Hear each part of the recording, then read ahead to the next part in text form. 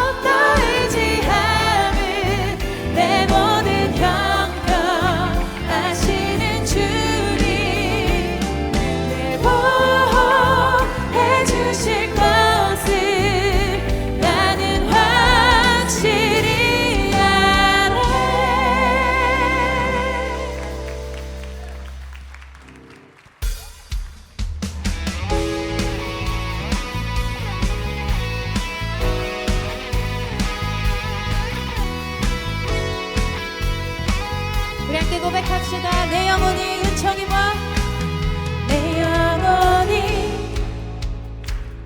은총 입어 중한 죄짐 벗고 보니 슬픔 많은 이 세상도 천국으로 변하도다. 내 영혼이 은총 입어 중한 죄짐 벗고 보니 슬픔 많은 이 세상도 천국으로 변하도다. 할렐루야 찬양하세. 내 모든 죄 사함받고 주 예수와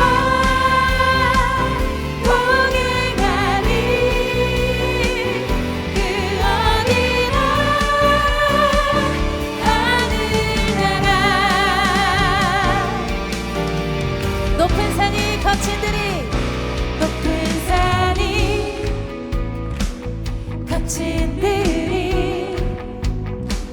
조막이나 궁궐이나 내 주 예수 모신 곳이 그 어디나 하늘나라.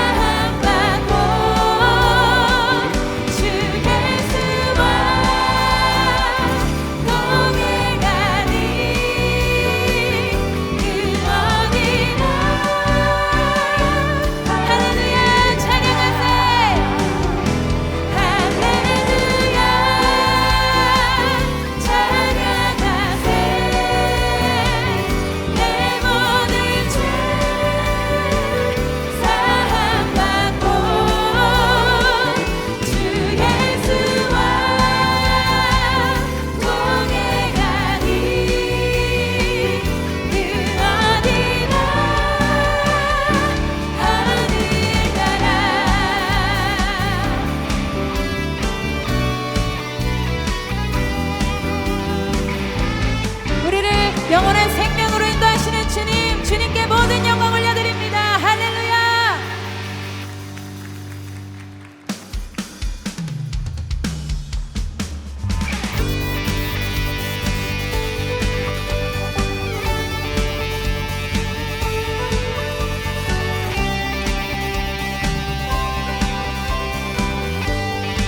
내 입술이 주를 높이며 내 호흡이 주를 섬기니 무엇이 나를 두렵게 하리. 주 잠잠히 나를 비추며 주 가득히 나를 채우니 무엇도 나를 흔들지 못하리. 주 사랑이 내게 들어와 모든 두려움 사라지게 해. 영원히 주 찬양 찬양 내 영혼 춤추리. 주 사랑이 내게 들어와 모든 어둠 사라지게 해. 영원하신 그의 사랑 안에 나 거하리. 할렐루야.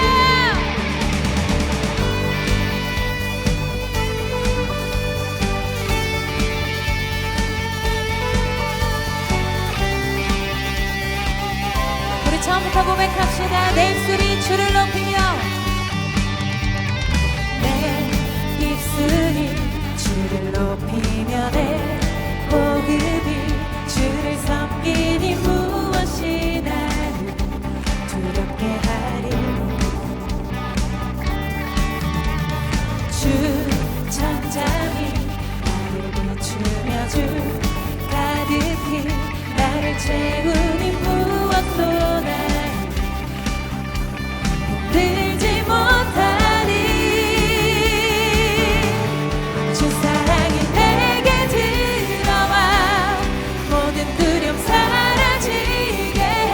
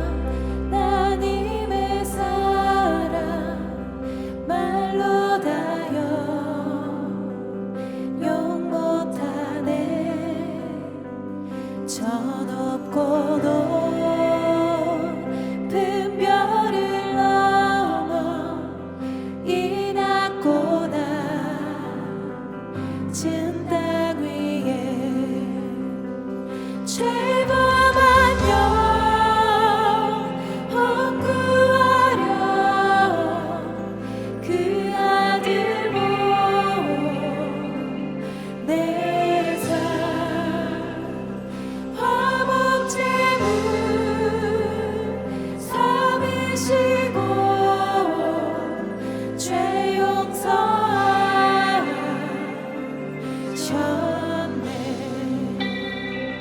하나님 크신 사랑을 증명다 못하네. 영원히 변치 않는 사랑 성도여 찬양하세.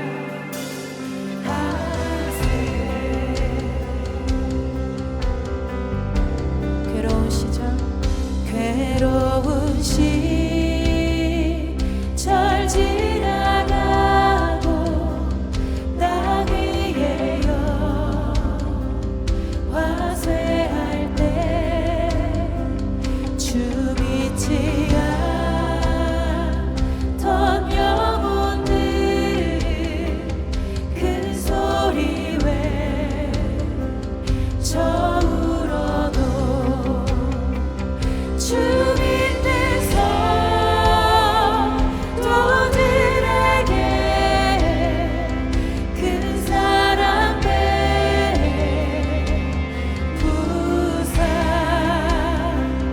우리의 죄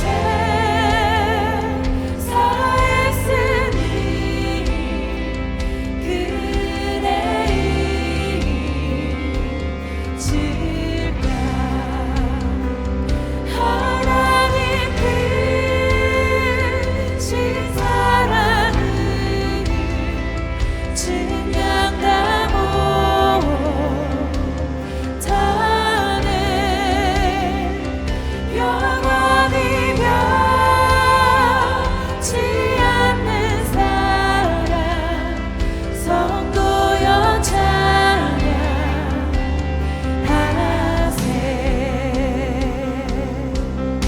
하늘을 두루마리 삼고 하늘을 두루마리 삼고 바다를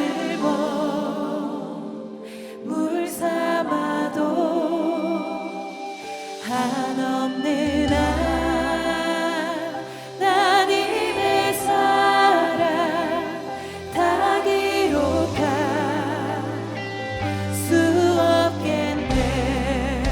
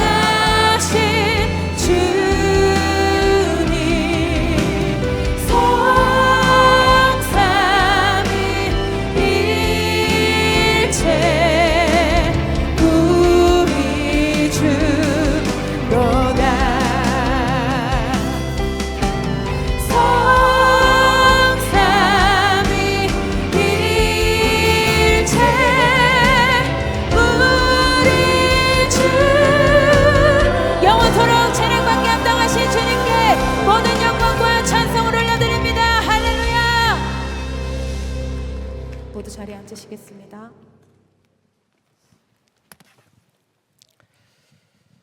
은혜와 사랑이 풍부하신 아버지 하나님, 주님을 찬양합니다. 찬바람이 부는 겨울의 한복판에서도 저희의 영혼을 따스한 주님의 품으로 불러주시니 감사합니다. 오늘 거룩한 주일을 맞아 온 성도가 한 마음으로 모여 하나님의 은혜로 있을 데 없는 자 왜 구속하여 주는지 난 알 수 없다고 고백하며 브릿지 찬양대와 함께 찬양하게 하시니 감사합니다. 오직 주님의 전적인 은혜만이 우리의 삶의 유일한 이유임을 고백하며 이 예배를 올려드립니다. 지난 한 주간도 세상 속에서 살며 주님의 뜻보다는 나의 유익을 먼저 구했던 저희들의 연약함을 회고합니다. 하나님께 순종하기보다는 요나처럼 다시스로 도망치려 했던 완악함이 우리 안에 있었습니다. 이 시간 주님의 보혈로 저희를 정결하여 씻어주시고 다시금 하나님의 중심의 삶으로 돌이키는 결단이 있게 하여 주시옵소서. 특별히 1월 1일부터 21일까지 다니엘 금식기도회와 연합기도회로 주님 앞에 나아가고 있습니다. 육체의 배고픔을 넘어 영적인 갈급함으로 주님을 찾는 시간 되게 하여 주시옵소서. 이 기도를 통해 개인의 영성이 회복되고 선한 목자교회 공동체가 하나님의 비전을 공유하며 하늘문이 열리는 기적을 경험하게 하여 주옵소서. 또한 사랑부 학생들과 부모님들과 교사 선생님들 및 스태프들이 태국 치앙마이로 비전 트립을 떠날 준비를 하고 있습니다. 오고 가는 길 천군 천사로 호위하여 주시고 치앙마이 땅에 하나님의 사랑을 심고 오는 귀한 여정이 되게 하여 주옵소서.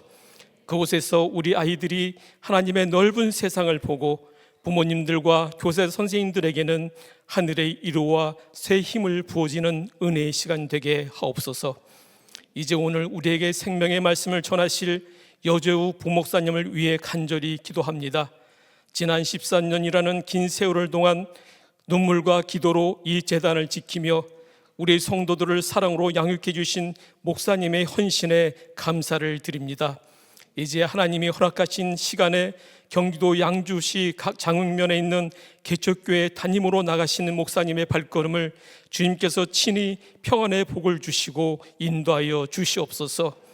이 시간 주님 이건 좀 아니잖아요 라는 말씀을 통해 요나와 같이 같은 우리의 좁은 시야에 갇혀 하나님의 크신 계획을 원망했던 우리를 꾸짖어 주시고 결코 모든 것을 손으로 바꾸시는 하나님의 주권을 온전히 신뢰하게 하옵소서. 목사님이 가시는 그곳에 하나님의 나라가 힘있게 세워지게 하시고 사모님과 자녀들에게도 동일한 은혜를 더하여 주시옵소서. 이 시간 드려지는 브릿지 찬양대의 찬양과 보이지 않는 곳에서 예배를 위해 봉사하는 손길들을 기억하여 주시고 예배의 시종을 주님께 의탁합니다. 우리의 영원한 구원자 되시는 예수 그리스도의 이름으로 간절히 기도 올리옵나이다. 아멘.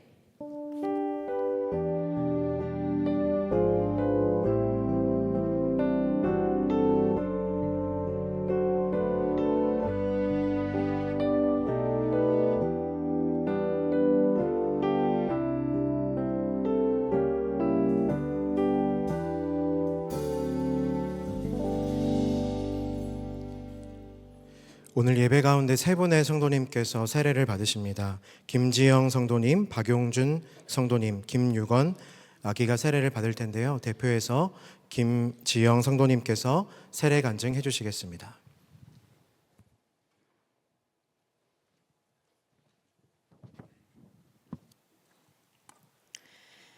하나님을 알기 전 저에겐 교회란 성탄절에 아이들에게 맛있는 간식을 주는 곳, 어른들의 친목 동호회라고 생각했습니다.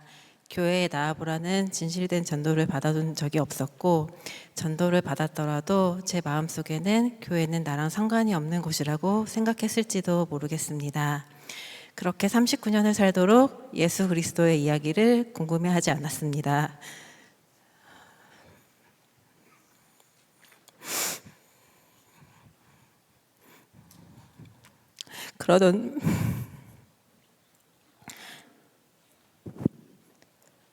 그러던 중 워킹맘인 저는 아이들의 등하교를 시켜줄 시터를 고용했고, 시터 이모님께서 저희 집에 1년쯤 일하셨을 때는 아이들을 등하교를 시켜줄 이모를 고용했고, 시터 이모님께서 저희 집에 1년쯤 일하셨을 때 대화 중에 아이들에 대한 고민을 이야기를 드렸는데, 그때 아이들을 위한 교회 학교에 한번 와보지 않겠냐는 권유를 받게 되었습니다. 그쯤 친정 아버지도 암 판정을 받으셔서 여러 가지 마음적으로 심란하던 때에 그냥 지나칠 수 있었던 시터 이모님의 권유로 아무런 거부감 없이 교회에 나오게 되었습니다. 주말에 여러 가지 일로 매주 출석하진 못했지만 그래도 시간이 되는 한 교회에 가서 성경을 듣고 배우는 것이 너무 좋았습니다. 성경이 소설책이라고 생각했던 저에게 여러 말씀을 통하여 성경의 진실됨을 깨닫게 해주셨고, 그렇게 1년 이상 교회에 출석하였습니다. 그쯤 제가 다니던 곳이 이단이라는 이야기를 지인들이 해주었고, 처음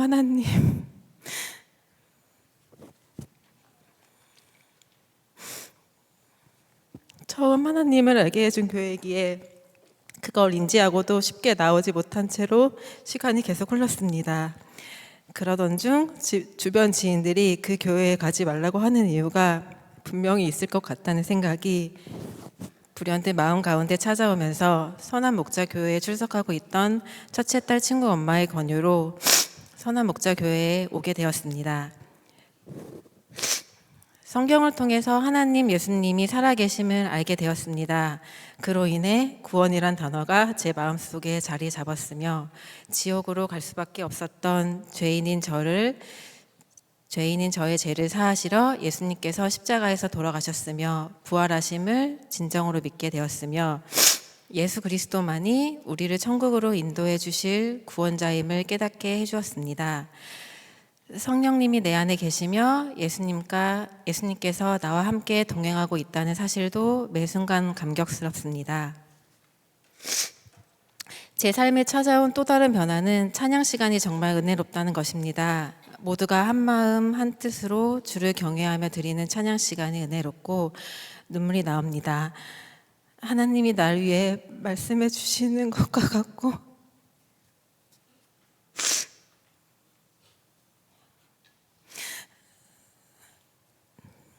나만을 위해 기도해 주시는 것과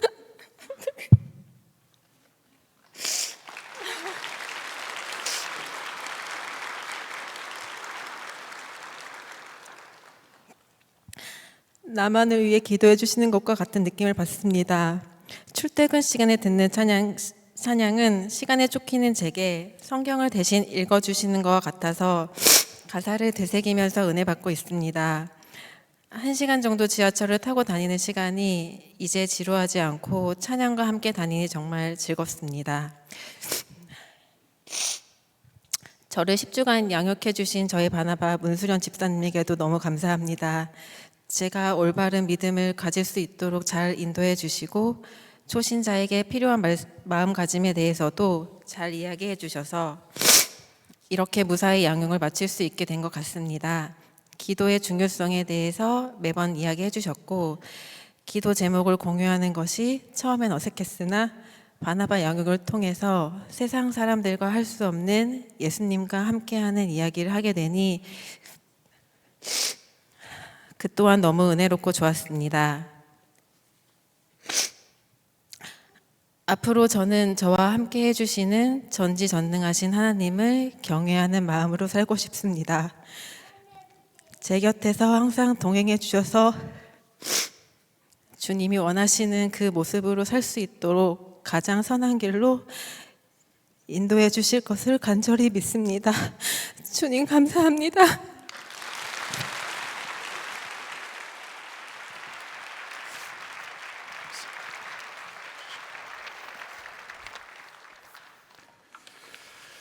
네, 한 번 더 기도하겠습니다. 하나님 감사합니다. 김재영 성도님과 박영준 성도님, 김유건 아기를 주님께 올려드리며 이 시간 물로 세례를 베풀 때 주의 성령으로 베풀어 주시옵소서. 주님, 이 시간 귀한 고백을 주님께 올려드립니다.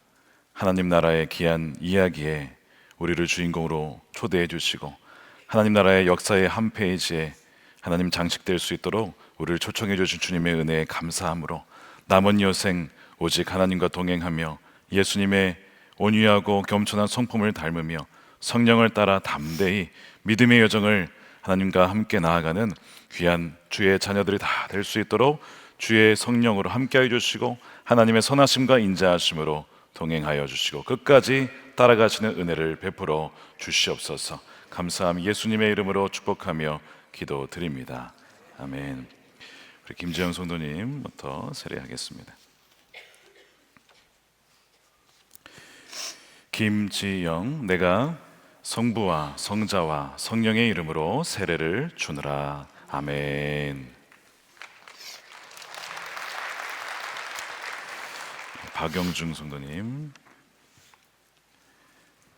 박용준, 내가 성부와 성자와 성령의 이름으로 세례를 주노라. 아멘.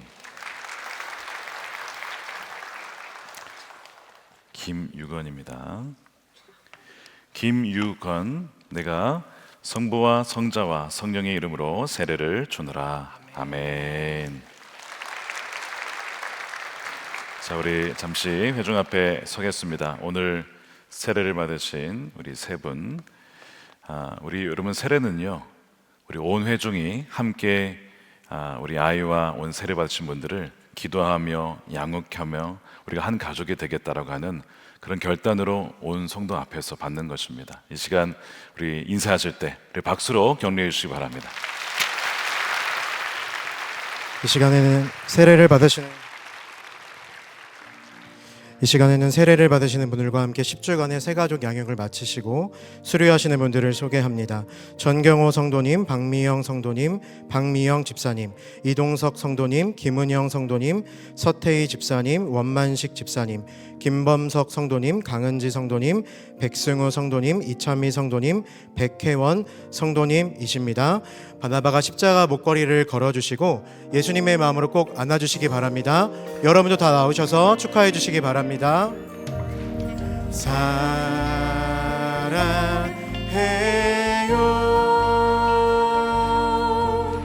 축복해요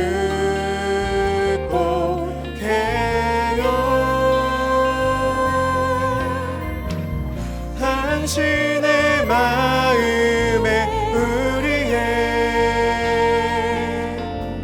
사랑을 드려요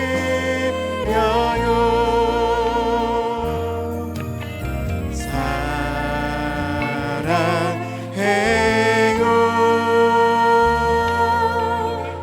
축복해요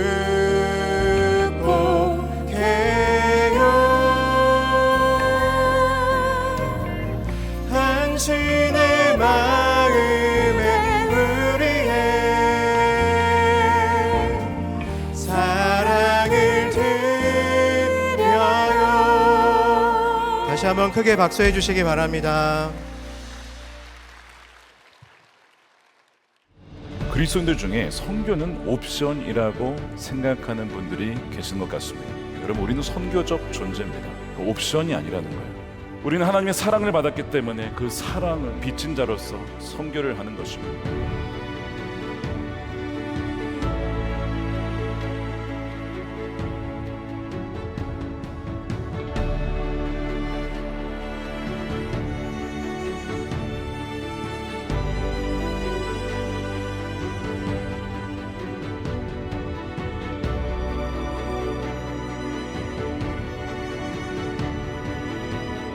예배하는 자가 없기에, 그곳에 예배가 없기 때문에 선교적인 부르심에 우리가 응답해야 됩니다. 그럴 때에 그 선교지에 억압받고 있었던 영혼들이 풀려나고 보게 되어지고 예수 그리스도의 영광을 맛보게 되어지는 놀라운 구원의 역사가 일어나게 될 줄로 믿습니다.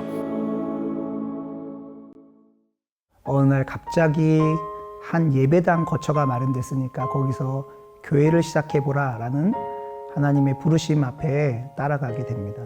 예수님이 주인 되시는 것이 도움이 되면 무엇이든지 해라. 예수님이 주인 되는 것이 희미해지면 무엇이든지 멈춰라. 너는 대책 없는 교회를 세워야 된다라는 마음을 주셨어요. 예수 그리스도 외에는 다른 대안이 없는 교회. 내가 보낼 거야. 하나님의 사람들을 하나님이 불러서 보내줄 거야. 정말 하나님이 하셨구나, 하나님이 주인이시구나, 이것을 소망하는 분들이 오시면 좋겠다라는 마음이 있습니다.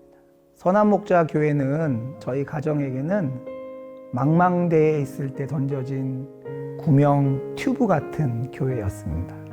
누가 우리를 도와줄까? 이런 생각이 들 때 살려주고 기다려줬던 교회입니다. 너무너무 감사합니다. 교회 소식을 알려드리겠습니다. 개척을 준비하고 있는 교회의 파송 선교사를 모집합니다. 오늘부터 로비와 주보의 QR코드로 신청하실 수 있습니다. 다니엘 21일 금식 기도가 진행되고 있습니다. 특별히 공예배가 없는 월, 화, 목, 토요일에는 연합기도회로 함께 모입니다.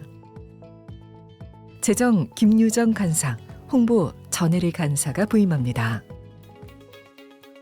선한목자교회에 처음 오신 새가족 여러분을 환영합니다. 1층 새가족실에 가시면 교회 등록과 교회 생활에 대한 안내를 받으실 수 있습니다. 매일 말씀 함께와 예수 동행이기를 통하여 주님과 동행하는 한 주 보내시길 바랍니다. 이 시간 하나님을 경외하는 마음으로 모두 자리에서 일어서시겠습니다. 오늘 우리에게 주시는 하나님의 말씀은 요나서 1장 1절에서 3절, 4장 1절에서 2절 말씀입니다. 여호와의 말씀이 아미떼의 아들 요나에게 임하니라. 이르시되 너는 일어나 저 큰 성읍 니느웨로 가서 그것을 향하여 외치라. 그 악독이 내 앞에 상달되었음이니라 하시니라.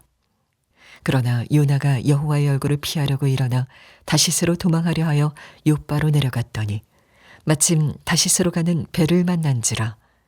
여호와의 얼굴을 피하여 그들과 함께 다시스로 가려고 뱃삭스를 주고 배에 올랐더라. 요나가 매우 싫어하고 성내며 여호와께 기도하여 이르되 여호와여, 내가 고국에 있을 때 이러하겠다고 말씀하지 아니하였나이까. 그러므로 내가 빨리 다시스로 도망하였사오니 주께서는 은혜로우시며 자비로우시며 노하기를 더디하시며 인애가 크시사 뜻을 돌이켜 재앙을 내리지 아니하시는 하나님이신 줄을 내가 알았음이니이다. 아멘. 하나님의 말씀입니다. 모두 자리에 앉겠습니다.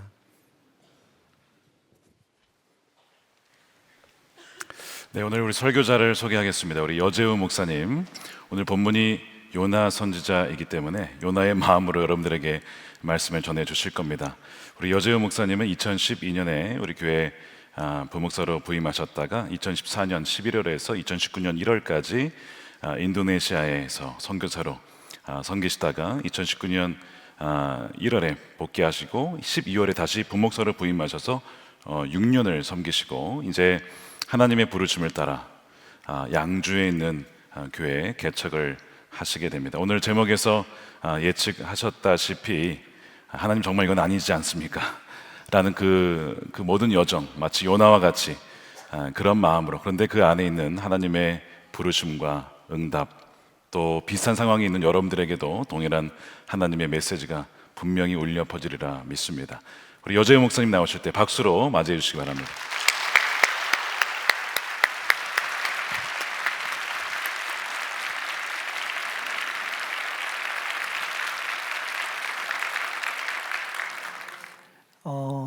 이번 주간 고별 설교를 준비하다가 새롭게 깨닫게 된 것이 하나 있는데, 저는 몰랐는데 오늘 2026년 1월 11일이 저희가 인도네시아 파푸아를 떠난 지 정확하게 7년 되는 날입니다.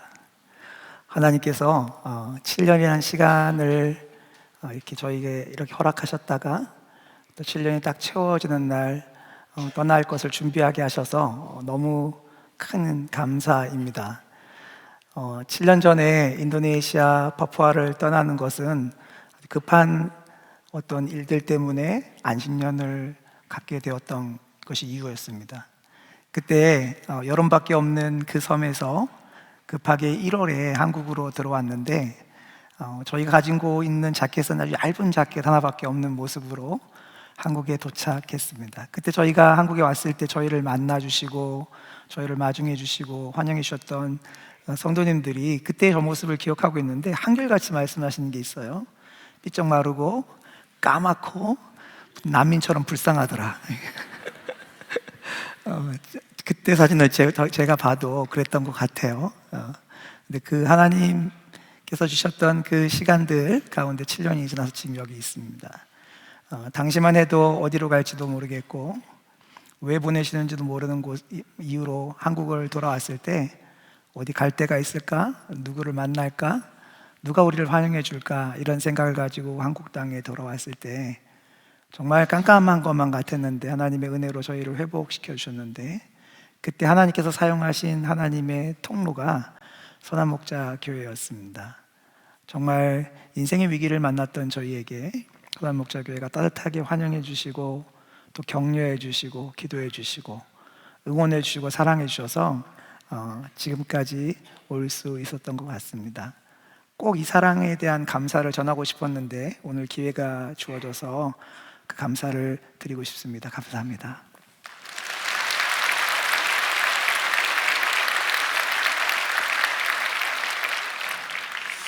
선교지에서 돌아오고 나서 하나님 앞에 계속적으로 질문했던 질문이 있습니다. 주님 왜 저희를 한국으로 보내셨나요? 그러면서 뒤에 꼬리표가 하나 붙었습니다. 하나님 한국은 아니잖아요. 저희 아이들은 아빠 우리 언제 집에 가요? 그리고 저희는 언제 떠날지 모르는 상황 가운데 그런 질문들을 했습니다. 근데 오늘 본문에 보면 저의 그때의 모습처럼 하나님 앞에 답답한 마음을 가지고 하나님께 질문을 드리고 있는 한 사람이 등장합니다. 바로 우리가 너무나도 잘 알고 있는 요나 선지자인데요. 이 요나 선지자는 사실 굉장한 선지자입니다. 북이스라엘의 민족적인 대선지자가 요나예요. 열왕기하 14장에 보면 북이스라엘 왕 여로보암 2세 때에 이르러서 북이스라엘은 잃어버렸던 영토들을 다 회복하고 경제적으로 군사적으로 다시 번성기를 맞이하게 됩니다. 놀라운 회복이죠. 근데 그 일이 일어날 거라고 하나님이 미리 알려주셨는데 그때 알려주셨을 때 사용된 선교사가 누구냐? 선지자가 누구냐? 요나입니다. 그러니까 민족적으로 요나 선지자는 대선지자예요. 민족의 부흥을 선포했던 대선지자. 그랬던 그 대선지자가 오늘 말씀에 이르러서는 하나님의 말씀을 듣고 못마땅합니다. 뿐만 아니라 하나님의 말씀을 듣기 싫어요. 거절합니다. 왜냐하면 하나님께서 요나에게 너는 아수르, 바로 북이스라엘의 적국, 원수와 같은 나라의 수도로 가서 하나님의 말씀을 전하라 라는 명령을 들었기 때문에 그렇습니다. 요나는요 마음에 불안했습니다. 혹시 내가 가서 말씀을 전해서 혹시 저 악한 것들이 그 말씀 듣고 회개하고 돌이키면 큰일 나잖아. 쟤네들이 형벌과 징벌을 받아야 되는데 혹시라도 회개해서 하나님이 쟤네들을 회복시켜 주시면 내 조국 북이스라엘은 망하는 거잖아. 그게 자명하잖아. 이 생각이 요나의 마음에 있었던 거죠.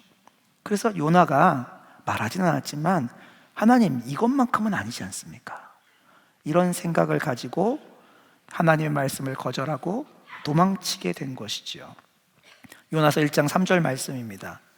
그러나 요나가 여호와의 얼굴을 피하려고 일어나 다시스로 도망하려 하여 욥바로 내려갔더니 마침 다시스로 가는 배를 만난지라. 여호와의 얼굴을 피하여 그들과 함께 다시스로 가려고 뱃삭을 주고 배에 올랐더라. 요나는요 하나님 말씀 듣기 싫었어요. 도망가고 싶었던 거예요. 요나가 살았던 시절은 지구가 평평하다고 믿었던 시절입니다. 지금이랑 다르죠. 그래서 요나가 살았던 시대의 사람들은 지구의 끝으로 가면 그 지구가 끝나는 지점이 있어서 그 지점을 지나가면 떨어져서 죽는다 이렇게 생각했어요. 그래서 요나의 시절에 세계의 지도를 쫙 열어보면 끝이 있습니다. 근데 요나가 갔던 이 다시스는 어디에 있냐? 그 요나의 시절의 세계의 지도의 제일 끝자락에 서쪽으로 가서 딱 떨어지기 직전에 있는 지역의 이름이 어디냐? 다시스예요. 요나는 서쪽 끝까지 가기로 한 겁니다. 왜냐하면 하나님이 가라고 명령한 니느웨가 어디냐? 북이스라엘로부터 동쪽으로 쭉 가면 있는 곳이 니느웨예요. 그러니까 하나님 말씀이 가라고 한 곳의 정반대편에 지구 끝까지 도망가기로 결정한 사람이 요나였습니다.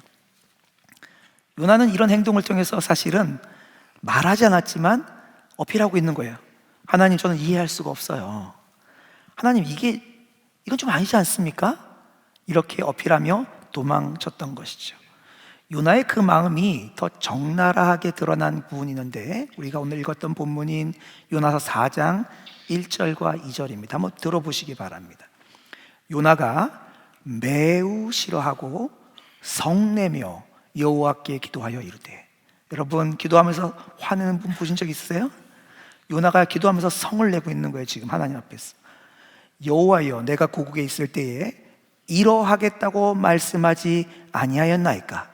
그러므로, 그래서 내가 빨리 다시스로 도망하였사오니. 지금 무슨 얘기하고 있어요? 내가 이럴 줄 알았다고요, 하나님. 내가 이럴까봐 간 거라고요, 주님. 근데 그걸 하시면 어떻게 해요? 이게 요나가 지금 드리고 있는 요나의 선언인 것이죠. 요나는 뭐가 싫었냐? 하나님의 계획이 싫었어요. 하나님의 허락하심이 싫었어요. 그래서 하나님 왜 그러세요? 하나님 다른 옵션들은 왜 생각 안 하세요? 하나님 왜 이렇게 꽉 막히셨어요? 꼭 이렇게까지 하셔야 됩니까? 이게 요나가 말하고 있는 말입니다. 근데 요나의 이 말씀을 이렇게, 요나서를 이렇게 쭉 읽다 보면 이 요나의 마음이 전혀 낯설지가 않습니다. 왜 그렇죠? 아니, 가끔 우리의 마음이 그래요. 우리의 마음이 우리의 기대와 우리의 소원과 다른 길로 하나님이 우리를 인도하시는 것처럼 보여지면 그때 우리도 이런 마음이 있어요. 하나님 왜 그러세요? 하나님 정말 그러실 거예요? 이런 마음이 우리 안에 있는 거죠. 혹시 이 자리에 요나의 이 마음과 비슷한 마음을 가지고 오늘 예배는 나오긴 나왔는데, 안 나오면 벼락 맞을 것 같으니까 나오긴 나왔는데, 하나님 왜 그러세요? 왜 이렇게까지 하세요? 이런 마음으로 하나님께 항변하고 싶으신 분들이 계시다면 오늘 말씀 가운데 하나님 여러분을 만나주시기를 축복합니다. 저는 앞에서 말씀드렸던 것처럼 7년 전에 한국으로 돌아왔는데 안식년 기간인 1년이 끝나도 다시 선교지로 돌아갈 수 있는 형편이 아니게 되었습니다. 그래서 계속 기도하기 시작했어요. 하나님께 물었어요. 하나님, 저희 가정을 왜 한국으로 부르셨어요? 하나님, 한국에서 저희가 뭘 하기를 원하시는 거예요? 하나님께 정말 줄곧 물어왔던 질문입니다. 하나님 정말 한결같게 대답을 안 하셨어요. 하나님 침묵하시는 거예요. 오직 대답해 주신 건 한 가지, 확실하게 들은 건 선한 목자교회에서 내가 시키는 일을 해라 라는 하나님의 마음을 알려주셨어요. 그래서 그저 선한 목자교회에서 지금까지 사역을 해오게 된 것입니다.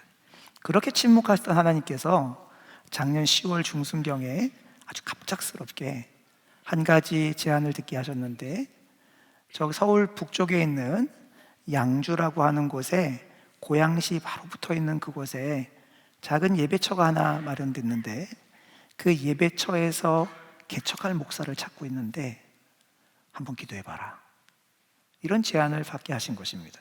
저는 그때까지 단 한 번도 개척을 두고 기도한 적이 없어요. 근데 너무 뜬금없이 뚝 떨어지듯이 하나님께서 그렇게 제안을 주셔서 기도하기 시작했습니다. 하나님 말씀하셨으니까 기도는 해야죠, 그렇죠? 그래서 아내에게 나누고 아이들과 함께 나누고 기도하기 시작했습니다. 교회의 개척을 두고 기도해보라는 제안을 받고 기도하는데 잘 모르겠어요. 하나님 갈까요 말까요? 물어보는데 대답을 안 하세요. 하나님 잘 대답을 안 하시더라고요, 저한테는. 그래서 가라는 것도 같고 가지 말라는 것도 같아요. 이렇게 들어보면 이게 가라는 건가? 이렇게 보면 아닌가? 헷갈려요. 근데 문제가 생겼습니다. 답변을 드려야 할 때가 온 거예요. 언제까지 답변을 해달라고 했는데 한 2주가 지나면 답변을 드려야 되는데 잘 모르겠어요. 저에게 그 제안을 주셨던 분에게도 답변을 드려야 되고 교회에도 답변을 드려야 되는 상황이었습니다. 때는 되었고 명확하게는 말씀하지 않는 것 같고, 그래서 그때까지 하나님께 주셨던 말씀들 이렇게 모아서, 그리고 우리의 환경들을 이렇게 모아서, 그리고 제가 가지고 있는 독특한 특성과 저희 기질들을 이렇게 모아서 그 나름대로 지혜롭게 결정을 내렸습니다. 왜냐하면 명확하게 모르니까 결정은 내려야 되잖아요. 그래서 저에게 제안 들어온 그 교회는, 저희 가정이 섬길 교회는 아닌 것 같습니다 라는 결론을 내리게 되었습니다. 거기엔 이유가 있었습니다. 첫 번째는 저희 가정은, 그리고 저는 아주 분명하게 아주 오래전부터 한 번도 변함없이 가지고 있는 확신이 있었는데, 그 확신이 뭐냐? 교회는 하나님을 주인으로 인정하는 사람들이 교회다라는 거예요. 저는 아주 확고하게 믿고 있었습니다. 교회는 사람이야. 교회 건물은 예배당이지. 그거는 시간이 지나면 허물어지지. 근데 교회는 사람이야. 근데 저희에게 와달라고 요청했던, 개척을 제안했던 그 예배당은 교인은 한 명도 없고, 그 한 건물의 한 층에 예배당이 마련되었으니 그냥 그 공간을 위해서 개척을 해달라라는 요청이었습니다. 그러니까 저희가 믿어왔던 것과는 좀 거리가 있다라고 생각돼서 아닌 것 같아라는 생각이었습니다. 두 번째는, 저는 어떻게 생각했냐? 교회는 어디에 세워져야 되냐고 생각했냐면, 교회는 사람들 가운데 세워져야 한다고 믿었습니다. 왜냐하면 사람이 교회니까요.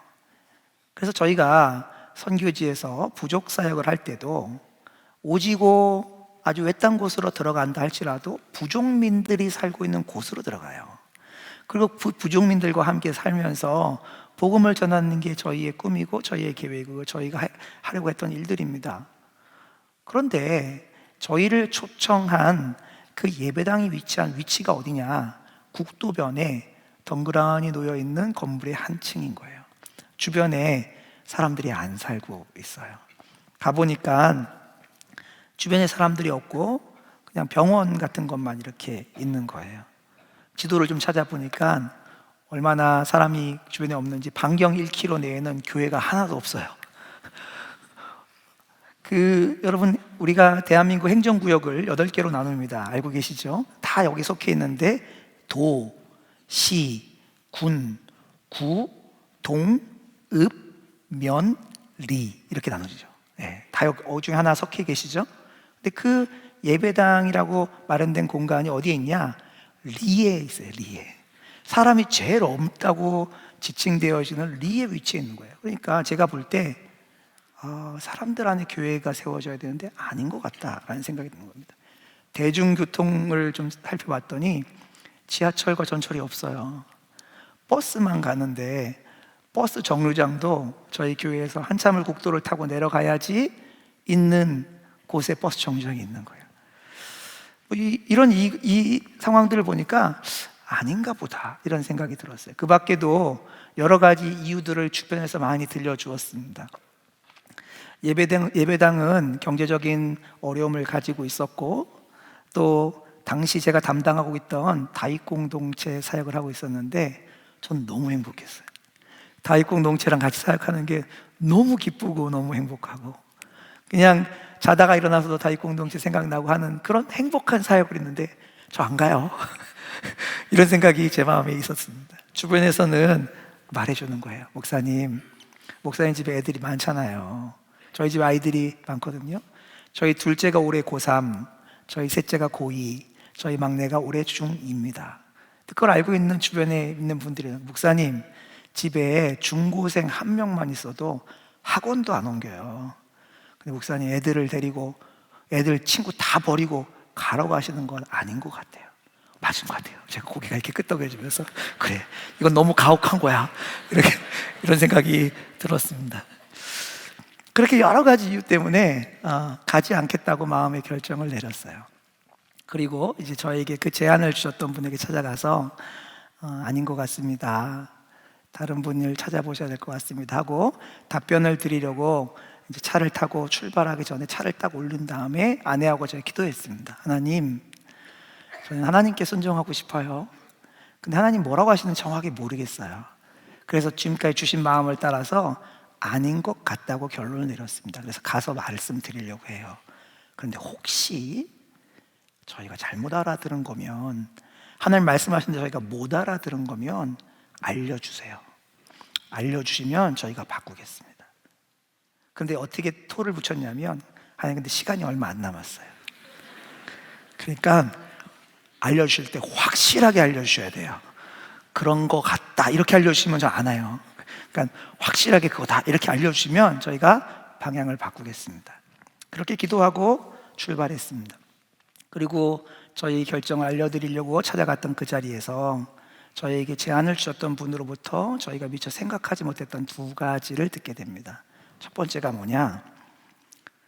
하나님의 말씀을 구하고 하나님에게 순종할지를 구할 때 기본적으로 순종을 전제로 질문해야 된다는 거예요. 저는 맞아요. 하나님, 저희는 순종하려고 질문하고 말씀하시면 순종하려고 해요. 근데 그 다음에 하는 말씀이 저희에게 좀 충격적으로 다가왔습니다. 이렇게 기도하면 안 된다는 거예요. 하나님, 갈까요 말까요? 그럼 어떻게 기도하는데요? 그랬더니 기도는 순종을 전제로 기도하니까 이렇게 기도하는 거라는 거예요. 하나님, 하나님의 교회가 세워지는 것이 하나님의 뜻인 줄 믿고 감사합니다. 하나님, 그냥 무조건 갑니다. 그런데 혹시 아니면 알려주세요. 안 알려주시면 가겠습니다. 이렇게 기도해야 된다는 거예요. 생각지도 못했던 이야기를 듣고 당황하기 시작했습니다. 그러면서 한 가지 더 말씀해 주셨어요. 가지 말아야겠다, 가야겠다고 생각하는 이유가 있을 텐데 그 이유가 힘들고 어렵고 가도 잘 안 될 것 같은 가능성이 있어서 안 가는 건지, 아니면 하나님의 뜻이 명확하기 때문에 안 가는 건지를 구별해야 한다는 거예요. 만약에 안 가기로 결정한 게 힘들고 어렵고 가도 아무것도 안 될 것 같아서 안 가기로 했다면 하나님의 뜻을 잘못 해석한 거라는 거예요. 이 얘기를 듣는데 머리를 망치로 맞은 것 같았습니다. 그리고 한 가지 말씀을 덧붙이셨어요. 여기다가 하나님이 간혹 너 여기 가라 이렇게 말씀할 때가 있다는 겁니다. 귀가 쫑긋하죠. 근데 언제 그렇게 여기 가라 이렇게 말씀하시냐면 우리들의 생각으로는 도저히 생각조차 못할 때, 그런 일은 상상조차 못할 때나 하나님이 여기 가라 이렇게 말씀하신다는 거예요. 예를 들어서 아브라함에게 너는 본토 친척 아비의 집을 떠나라 라고 명령하실 때, 아브라함에게 너는 너의 사랑하는 독자 이삭을 데리고 모리아산으로 가라 라고 명령하실 때, 그럴 때만 가라 이렇게 말씀하시지 하나님은 가라 이렇게 명령하시는 게 별로 없다는 거예요. 그냥 하나님 뜻 따라 순종하면 된다는 거예요. 제가 굉장히 당황했습니다. 그 얘기를 듣고. 그리고 저를 내쫓듯이 보내시면서 뭐라 그러냐면 하루 더 기도해 보세요 그랬어요. 아니, 대답 드리려고 갔는데 이 얘기를 듣고 하루 더 기도하기라고 나왔습니다. 하루 종일 이제 사역을 하면서 하나님께서 주셨던 그 말씀들을, 생각하지 못했던 부분들을 생각하고 또 생각하고 하나님께 질문하기 시작했습니다. 그렇게 하루 종일 생각하고 하나님께 질문하는데 갑자기 제 마음의 깊은 곳에 하나님이 아주 커다랗게 확신 있게 말씀하기 시작하시는 거예요. 뭐라고 말씀하시냐면 이렇게 말씀하셨어요. 너가 알아들을 수 있도록 말해달라며 좀 더 세게 말해줄까? 그 말을 듣는데요, 그렇지, 그렇게 기도했지. 그래서 그날 가야겠구나 하고 결정하게 되었습니다. 저희는 그렇게 저희 가정의 일들을 거처를 옮겨서 하나님의 강권하심을 따라서 개척을 하라는 하나님의 부르심에 순종하기로 결정했습니다. 현실적으로는 막막하고 논리적으로는 무모해 보이고 그리고 주변에서는 가면 안 되는 길이라고 말하는데 하나님은 가라 하시니까 가기로 결정한 것이죠. 여러분, 오늘 어떤 날인지 아십니까? 성경금 약정주일이 시작되는 날입니다. 여러분, 하나님의 기뻐하시는 뜻이면 하겠습니다 하고, 만약에 뜻이 아니면 알려주세요 이렇게 하고 순종하는 거예요. 경제적으로 어려운 때입니다. 그런 하나님의 뜻이 무엇인지 질문하고 순종하는 은혜가 넘치시기를 바랍니다. 그런데 그렇게 무모해 보이는 길을 가기로 결정했는데 결정한 뒤에도 변화들이 일어나기 시작했습니다. 그 중에 가장 당황스러웠던 건 그 예배당의 공간을 봉헌하기로 해서 저희에게 개척이 제안이 들어왔는데 뒤에 그것이 봉헌이 아니라 임대로 바뀌게 됐다는 얘기를 듣게 되었습니다. 처음 이 개척을 해야겠다는 제안이 들어온 이유가 예배당 자리가 마련되었으니 개척할 사람을 보내주십시오라고 하는 것에서 시작되었는데 그 시작되었던 그 이유가 바뀌게 된 거죠. 그러니까요, 그 얘기를 듣는데 하나님께 섭섭하더라고요. 하나님께 화가 나기도 했습니다. 그래서 따져 묻기 시작했습니다. 하나님, 이게 뭡니까? 아니, 저희가 할 수 있는 건 다 하지 않았습니까? 그런데 처음 말씀해 주셨던 것까지 바꾸시면 어떡하십니까?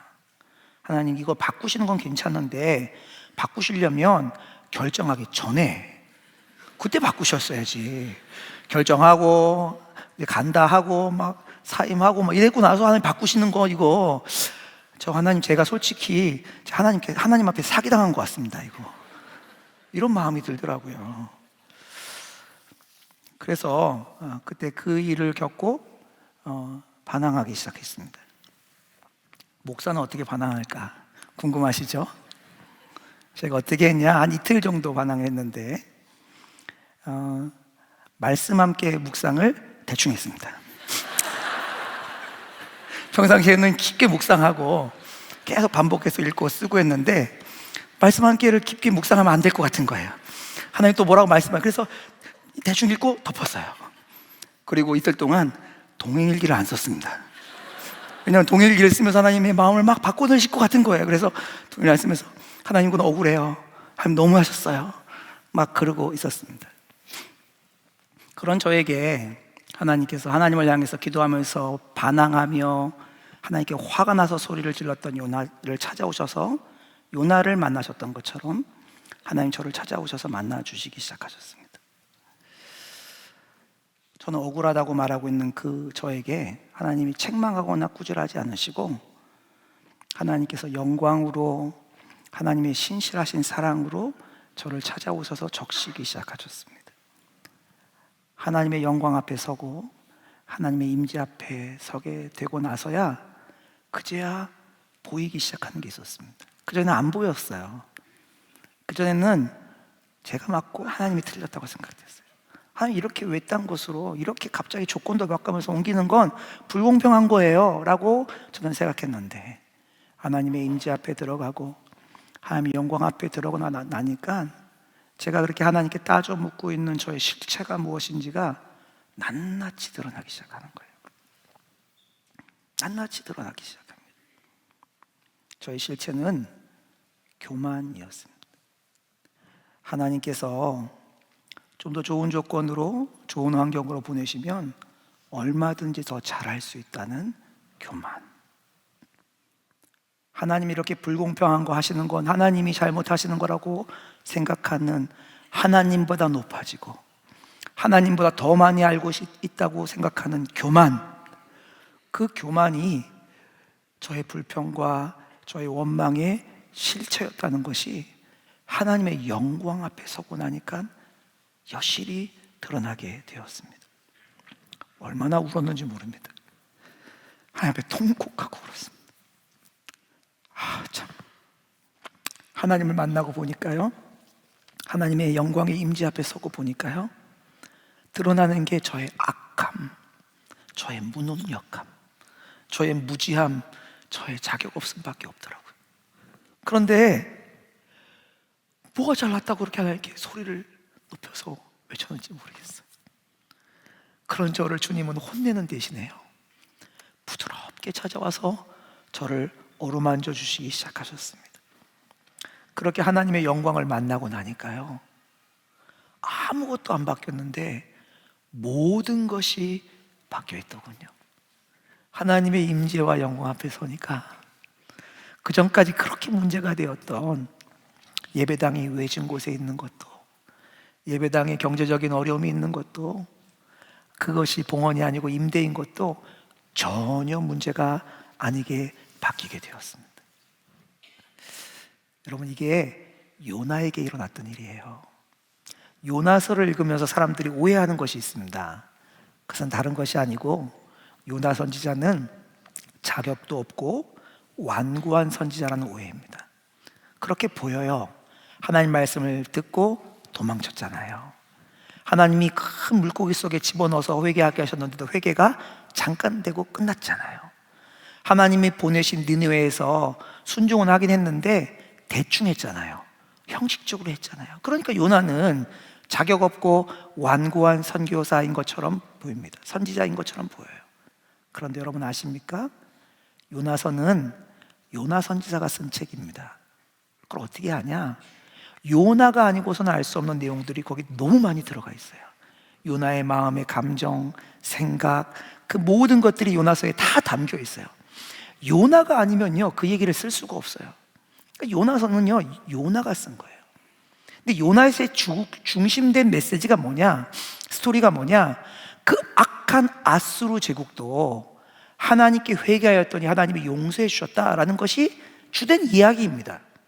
그런데 이상하게 요나는 그 이야기를 다루고 있는 요나서에 자격 없는 선지자의 모습을 집어넣었습니다. 자신의 모습을 거기다 담아놨어요.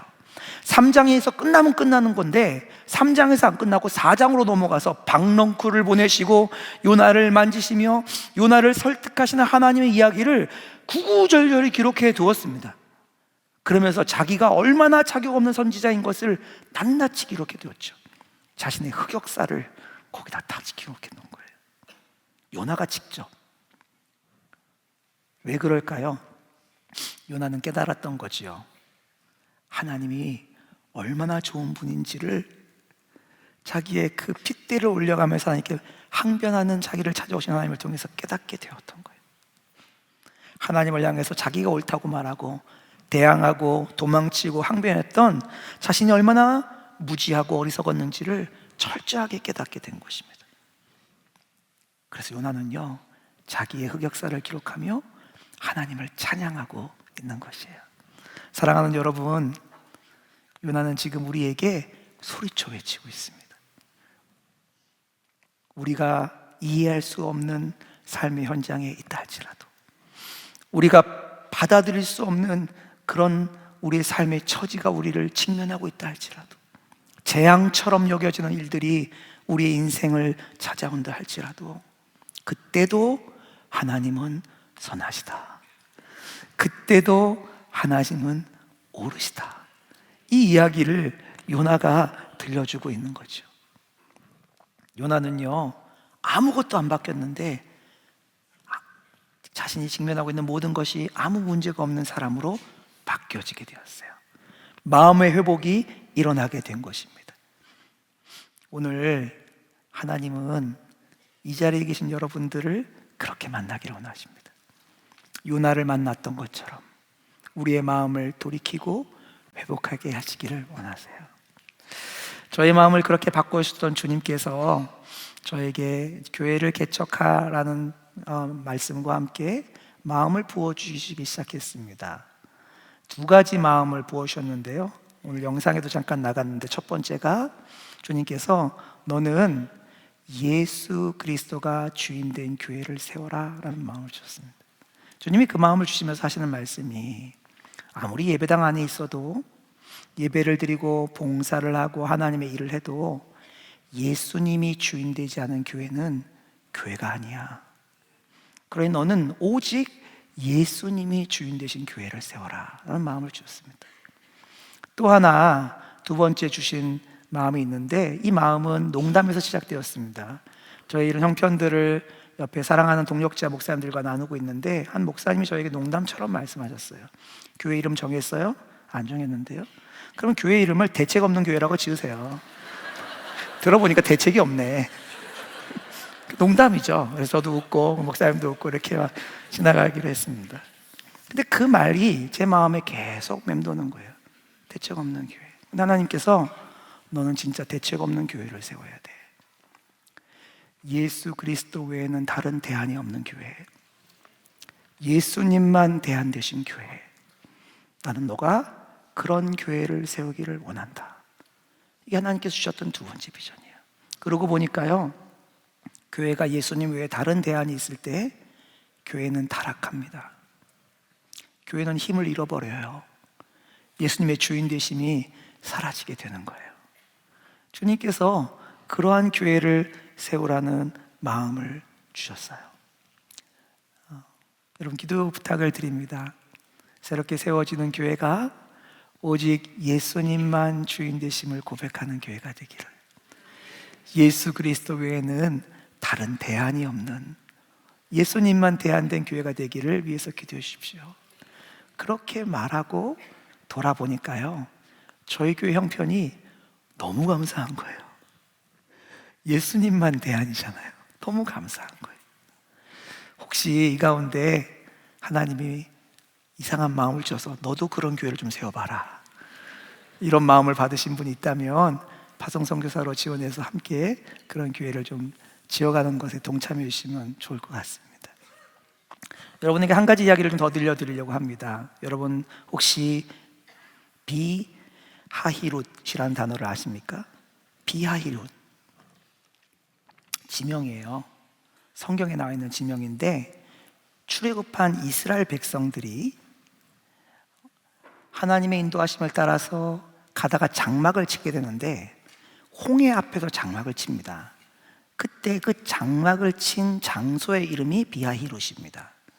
이 비하히룻이라는 장소가 기가 막힌 장소입니다. 앞에는 바다가 있어요. 홍해가 있고 양옆에는 높은 지형이 감싸고 있어서 협곡입니다. 협곡. 그러니까 앞에는 바다, 양옆에는 높은 지형, 아래쪽에 장막을 친 거죠. 이곳의 이름이 비하히룻입니다. 근데 이곳에 이스라엘 백성들이 장막을 쳤다고 하는 이야기를 바로가 듣습니다. 그리고 바로가 듣고 그때 그 장면을 뭐라고 말하냐면 이스라엘 백성들이 광야에 갇혔다라고 말하게 됩니다. 한번 보실까요? 출애굽기 14장 2절부터 보겠습니다. 2절입니다. 이스라엘 자손에게 명령하여 돌이켜 바다의 믹돌 사이에 비하히룻 앞 바알스본 맞은편 바닷가에 장막을 치게 하라. 3절입니다. 바로가 이스라엘 자손에 대하여 말하기를 그들이 그 땅에서 멀리 떠나 광야에 갇힌 바 되었다 하리라. 항아리 같은 곳으로 들어간 거예요. 들어갔는데 양옆은 막히고 앞에는 바다가 막혀 있는 거죠. 그러니까 바로가 보기에는요, 쫓아가서 입구만 막아버리면 다 잡을 수 있어요. 그러니까 갇혔다라고 생각하죠. 이게 바로의 생각일 뿐만 아니라 이스라엘 백성들의 생각이기도 했습니다. 이스라엘 백성들이 볼 때 자신들은 지금 뒤에서 애굽의 군대가 쫓아오니 여기에 갇혀 죽게 되었다라고 생각했어요. 그래서 원망하기 시작합니다. 아니, 애굽에 장지가 없어서 우리를 여기다 데려와서 죽이려고 하느냐, 하나님 뭐 하는 거예요? 왜 우리를 여기까지 데려와서 여기서 죽게 하는 겁니까? 하고 원망하는 장면이 등장합니다. 거기가 바로 비하히룻이에요. 여러분, 우리 인생에 비하히룻과 같은 곳을 만나는 때가 있죠. 앞도 막히고 양옆도 막히고 뒤로는 우리를 엄습하는 두려움이 쫓아오는 때가 있습니다. 그러면 죽을 것 같아요. 하나님께 따져 묻고 싶어요. 하나님께 이렇게 말하고 싶은 거예요. 하나님, 이게 뭡니까? 하나님, 이건 좀 아니지 않습니까? 이렇게 말하고 싶은 순간이 있습니다. 그러나 여러분 아십니까? 이 비하히룻은 해석에 따라서 여러 가지 의미로 해석할 수 있습니다. 사실은 두 단어의 합성어예요. 비와 하히룻이라는 단어의 합성어인데, 이 비라는 단어는 무슨 뜻이냐? 문, 입구라는 뜻을 가지고 있습니다. 하히룻은 뭐냐? 협곡이라는 뜻을 갖고 있어요. 그러니까 아까도 말했던 것처럼 협곡의 입구라는 뜻이에요. 갇혀있는 곳이라는 뜻입니다. 그런데 이것을 조금 다른 방식으로 해석하면 해석이 달라집니다. 당시에 살았던 이스라엘 사람이 살았던 이집트의 고대 언어와 히브리어를 합쳐서 해석했을 때 이렇게 해서 해석이 됩니다. 협곡의 입구, 죽을 수밖에 없는 곳의 입구라고 여겨졌던 그것이 자유의 입구, 해방의 문이라고도 해석되어집니다. 하히룻을 어떻게 해석하냐에 따라서 해석이 달라지는 거예요. 우리가 보기에는요, 망하는 길이고 답답한 길이고 죽을 것 같은 길처럼 여겨져도 비하히룻은 하나님이 마련하신 유일한 살 길이었습니다. 거의 죽을 위기에 몰렸는데 하나님이 그 자리에서 홍해를 가르시죠. 그리고 홍해를, 바다를 발로 밟고 건너가게 하시지요. 그들의 가장 두려운 대적들이 홍해에 수장되게 하시지요. 비하히룻은 죽을 것 같은 갇혀 있는 곳이었지만 하나님은 그것을 자유와 해방의 문으로 바꿔 주신 것입니다. 오늘 말씀을 준비할 때 하나님께서 제가 강하게 말씀을 주셨어요. 오늘 이 자리에 비아히룻을 살고 있는 성도들이 있다. 예배는 나왔지만 하나님 이게 뭡니까? 하나님 죽을 것 같아요. 하나님 사방으로 우겨쌈을 당한 것 같아요. 하나님 이건 아니잖아요. 이런 마음으로 예배에 나온 성도들이 있다고 말씀해 주셨습니다. 하나님께서 그 성도들에게 말씀하십니다. 나는 죽음의 협곡을 자유와 해방의 문으로 바꾸는 하나님이다.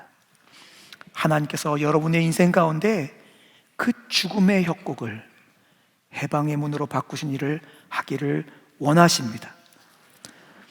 항의하고 따지고 싶은 분들, 여러분 우리가 지금 직면하고 있는 이해할 수 없는 삶의 캄캄한 골짜기가 있다 할지라도 기억하십시오. 오늘 이 골짜기가 끝이 아닙니다.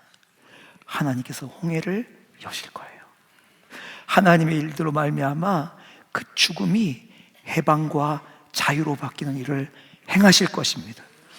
할 일은 딱 한 가지예요. 그 주님을 바라보는 것뿐입니다.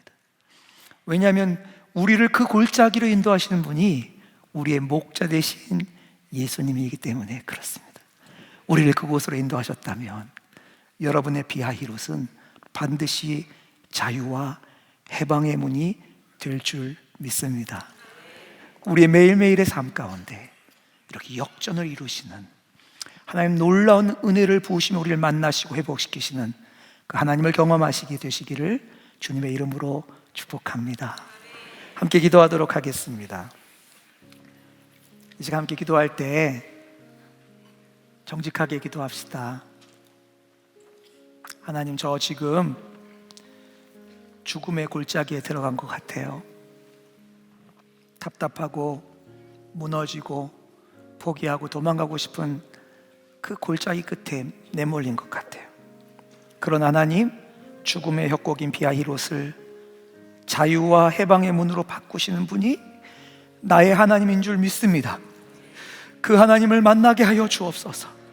불평과 원망의 현장까지 찾아오셔서 우리를 어루만지시고 우리를 살리시고 우리를 사랑하심으로 책임지시는 나의 목자 되신 예수님을 내 삶의 현장에서 경험하도록 은혜를 더하여 주옵소서.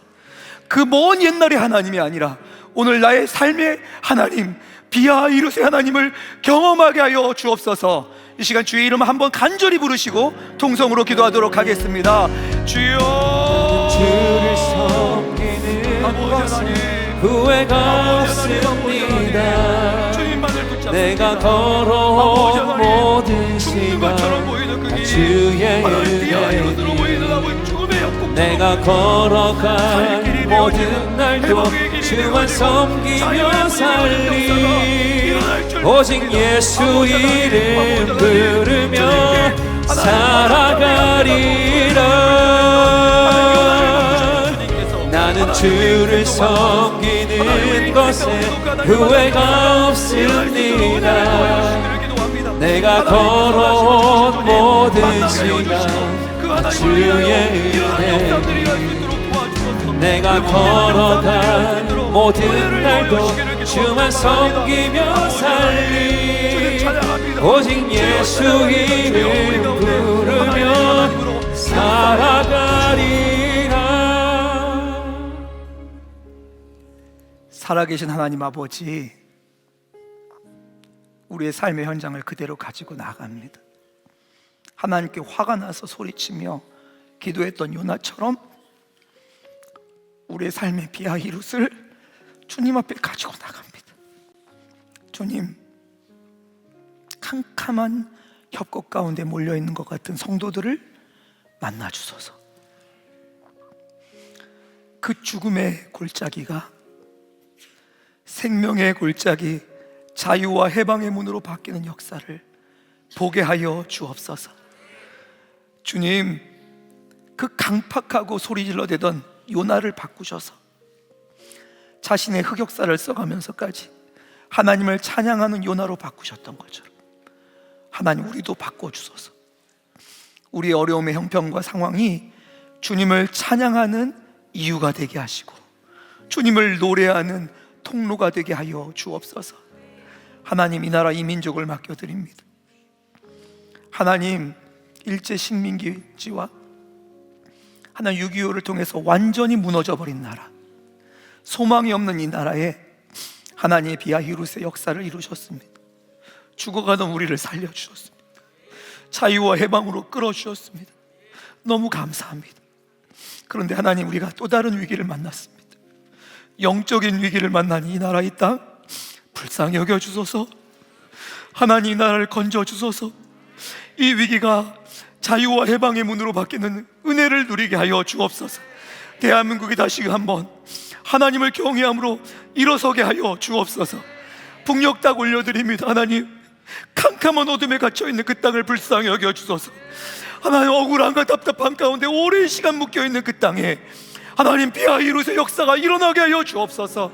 하나님, 그 땅 가운데 복음이 전파되어지고 하나님의 해방과 자유가 선포하는 날이 속히 오도록 역사하여 주옵소서. 열방을 주께 올려드립니다. 하나님, 죽음과 공포 가운데 전쟁과 분쟁 지역에 살고 있는 사람들을 주께 올려드립니다. 재난과 하나님 질병과 어려움으로 말미암아 죽음을 노래하고 있는 사람들을 주께 올려드립니다. 주여, 그들이 살아계신 하나님을 만나게 하소서. 살아계신 하나님을 만나 하나님, 그 죽음과 절망의 공간이 하나님 자유의 공간으로, 해방의 공간으로 바뀌도록 하나님 역사하여 주옵소서. 하나님 선하십니다. 하나님, 이 일을 통해서 주님만 영광받아 주옵소서. 오직 주님만 하나님 되심이 만천하에 온전히 드러나게 하여 주옵소서. 우리의 예배를 받으시며 우리의 기도를 들으신 주님을 찬양하며 예수 그리스도의 이름으로 기도드리옵나이다. 아멘. 네, 시간 찬양으로 우리의 고백을 올려드리기 원합니다. 다 함께 자리에 일어나셔서 우리의 믿음의 고백을 찬양으로 올려드리겠습니다.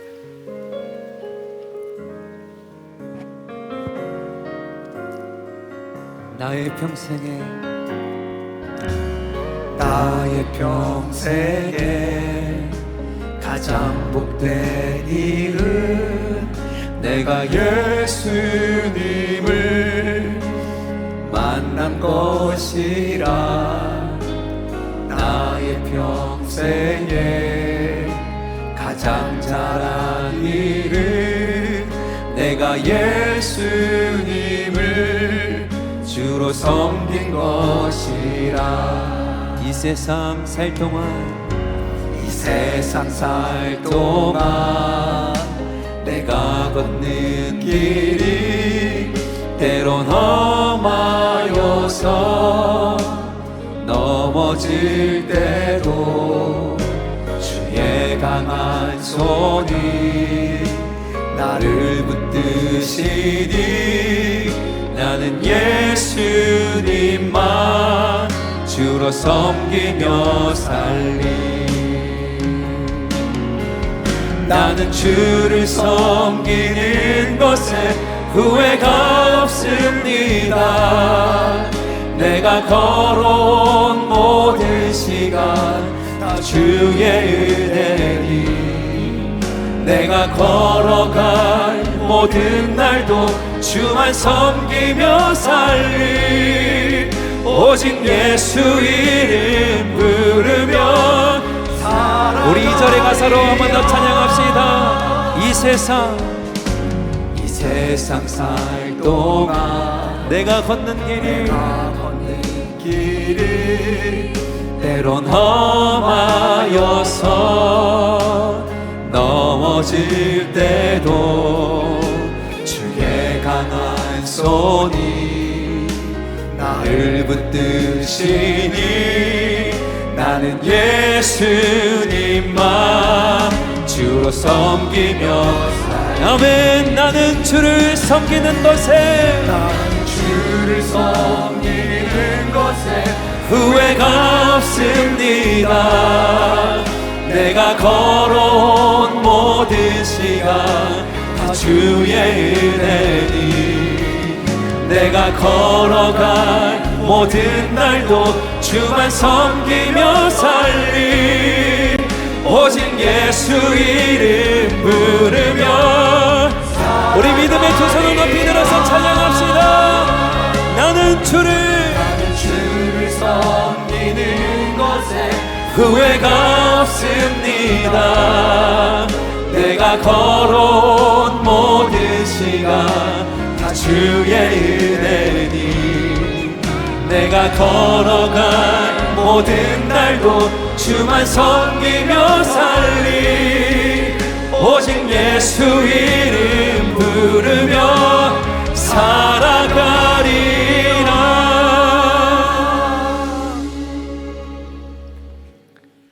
이제는 우리 주 예수 그리스도의 은혜와 아버지 하나님의 측량할 수 없는 사랑하심과 성령께서 친히 우리 가운데 찾아오셔서 함께 하시며 어루만지시며 교통하시며 인도하심이 오늘 이 자리에서 믿음으로 주님을 바라보는 모든 성도들 위해 마음을 결단하여 주님이 비아히롯의 하나님이십니다.